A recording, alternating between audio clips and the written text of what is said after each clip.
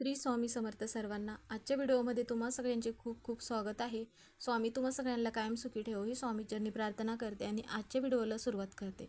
तर आता सगळ्यांना माहितीच आहे की स्वामी समर्थ यांचा प्रकट दिवस येत आहे। तर स्वामी महाराजांचा 31 मार्चला प्रकट दिवस आहे। तर प्रकट दिनानिमित्त बऱ्याच जणांनी 21 दिवसाचे पारायण किंवा तारक मंत्राची सेवा किंवा श्री स्वामी समर्थ नामाचा जप, गुरुचरित्राचं पारायण, ज्यांना ज्या सेवा करणं शक्य होत असेल तर त्यांनी सेवा चालू केल्या असतील। 11 दिवसाचं पारायण असेल किंवा 7 दिवसाचं, ज्यांना यापैकी एक जरी सेवा करणं शक्य झालं तरीही स्वामी महाराज आपली सेवा रुजू करून घेतात। त्यामुळे काय होतं की बऱ्याच महिला नोकरीसाठी बाहेर जातात किंवा लहान मुलबाळ असतं, त्यांना स्वामींच्या बऱ्याच सेवा करायच्या असतात पण त्यांना सेवा करणं शक्य होत नाही किंवा जमत नाही। तर आता स्वामींच्या महत्त्वाच्या ज्या 3 सेवा आहेत तर त्यापैकी तुम्ही एक सेवा जरी केलात तरीही स्वामी महाराजांची कृपा आपल्यावरती, आपल्या घरावरती, आपल्या मुलांबाळांवरती राहते। तर आता सगळ्यात अगोदर स्वामींच्या 3 सेवा कोणत्या आहेत आणि त्यापैकी महत्त्वाची एकच सेवा आहे। जर तुम्ही ती एकच सेवा जरी केलात स्वामींच्या प्रकट दिनापर्यंत दररोज जरी केलात, त्यासाठी कोणते नियम नाही किंवा अटी नाहीत।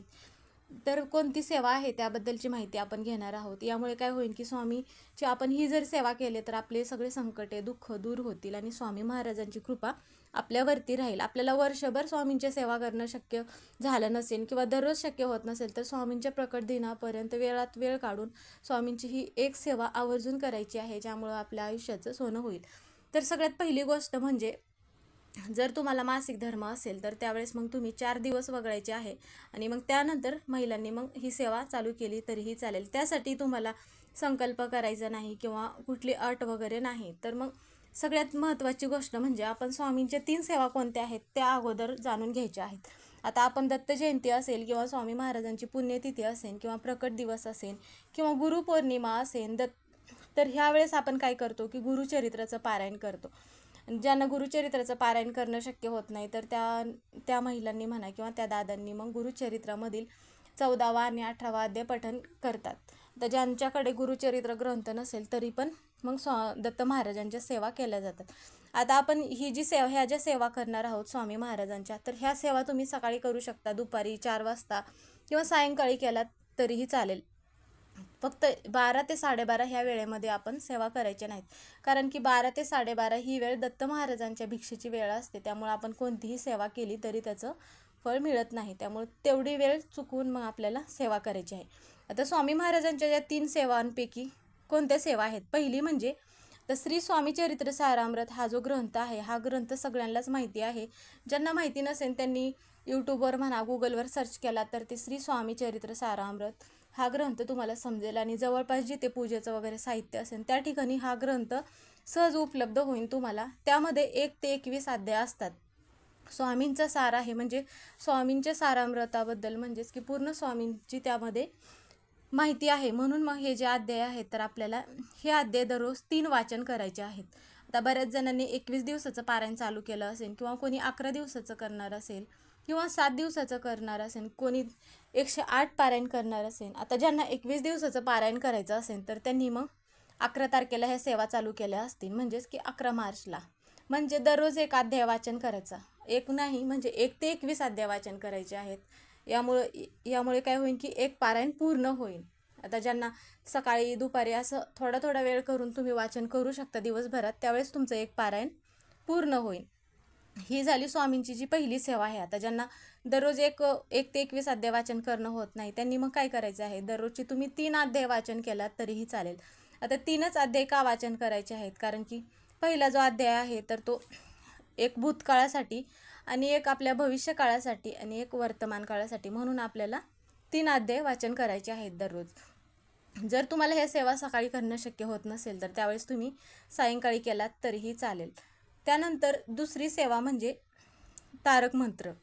आता तारक मंत्र म्हणजे तारक यामध्येच याचा अर्थ आहे तारणारे, म्हणजेच की आपल्या आयुष्याचं जे पण काही संकटे आहेत ते दूर होणारं म्हणजे तारक मंत्र। तर आता स्वामी महाराजांचा जो तारक मंत्र आहे त्याबद्दल जरी तुम्हाला माहिती नसेल तरी पण तुम्ही गुगलवर म्हणा, यूट्यूबवर म्हणा सर्च केलात तरीही तुम्हाला माहिती होईल। त्याची तुम्ही प्रिंट काढून आणू शकता। सुरुवातीला तुम्हाला पठण करायला अवघड जाईल, ज्यावेळेस हळूहळू दिवस उलगडतील, म्हणजेच की जसे जसे दिवस जातील तसं तसं तुम्हाला ते पूर्ण तारक मंत्र पाठ होईल। आता तारक मंत्र म्हणत असताना काय करायचं आहे, दररोज मग तुम्ही 11 वेळा तारक मंत्र म्हणला तरीही चालेल, सकाळी म्हणा किंवा संध्याकाळी म्हणा, फक्त एवढ्या गोष्टीची आपल्याला काळजी घ्यायची आहे की तारक मंत्र म्हणत असताना एक देवघरामध्ये दिवा लावायचा आहे आणि अगरबत्ती लावायची आहे आणि एक ग्लास भरून पाणी घ्यायचं आहे आणि ग्लासावरती आपला उजवा हात ठेवायचा आहे आणि मग तारक मंत्र म्हणायचं आहे आणि ते जे पाणी आहे ते तीर्थ म्हणून घरातील सगळ्या व्यक्तींनी ते पाणी प्यायचं आहे आणि मग घरामध्ये सगळीकडे थोडंसं शिंपडायचं आहे. यामुळे काय होतं की घरातील नकारात्मकता दूर होते. एखादी व्यक्ती आपल्या घरात सतत आजारी असेल तर त्या व्यक्तीचं आजार पण बरं होतं. मुलांचा चिडचिडेपणा दूर होतो. सगळ्यात प्रभावी सेवा म्हणजे तारक मंत्राचं पाणी बनवणे. तर ही झाली दुसरी सेवा. आता तिसरी सेवा म्हणजे ही जी सेवा आहे तर ही स्वामींच्या एकदम स्वामींचे जर तुम्हाला लाडके व्हायचं असेल तर ही स्वामींना सगळ्यात आवडणारी सेवा म्हणजे श्री स्वामी समर्थ नामाचा जप. तर आता हा जप कसा करायचा आहे, आता हा नामस्मरणाचा जप आता बऱ्याच महिलांना स्वामींची सेवा करायची आहे पण घरामध्ये स्वामी महाराजांचा फोटो नाही किंवा ग्रंथ नाही किंवा जप करायचा आहे, स्वामी नामाचं नामस्मरण करायचं आहे, जपमाळ नाही. तर त्यावेळेस मग त्या महिलांनी काय करायचं आहे, त्यावेळेस तुम्ही अशा पद्धतीने पण स्वामी महाराजांचा जप करू शकता. आता तुम्ही लिहून पण जप करू शकता स्वामी महाराजांचा, म्हणजेच की लिखित नामस्मरण करणे हे स्वामींच्या एकदम लाडके होण्यासाठी हा जप आहे. म्हणजेच की लिखित नामस्मरण करणे, श्री स्वामी समर्थ, श्री स्वामी समर्थ असं वहीमध्ये लिखित नामस्मरण करायचं आहे.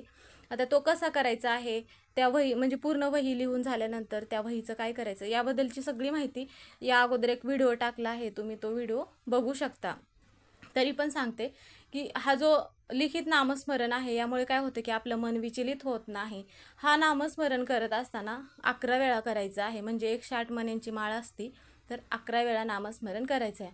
आता बऱ्याच महिलांना काय होतं की आता सगळ्याच महिला शिकलेल्या आहेत अशा नाही, तर काही महिला खेडेगावात राहणाऱ्या आहेत पण त्यापैकी पण काही महिलांना लिहिता येत नाहीत, पण मला स्वामींची सेवा करायची आहे, स्वामींचं नामस्मरण करायचं आहे. त्यावेळेस तुम्ही गुगलवर सर्च करून श्री स्वामी समर्थ नामाचा जप असतो तो जप ज्यावेळेस तुम्ही ऑडिओ म्हणून लावाल त्यावेळेस तुमच्या तोंडून पण स्वामींचं नामस्मरण होईल. म्हणजे स्वामींचं नामस्मरण घेण्यासाठी वेळ लागत नाही, काळ लागत नाही. तुम्ही कधीही स्वामी नामाचं जप करू शकता. आता बऱ्याच महिलांना असं वाटतं की आमच्या घरी सुतक आहे किंवा मग विटाळ आहे, मासिक धर्म आहे, तर त्यावेळेस मग आम्ही स्वामींची ही सेवा करू शकतो का.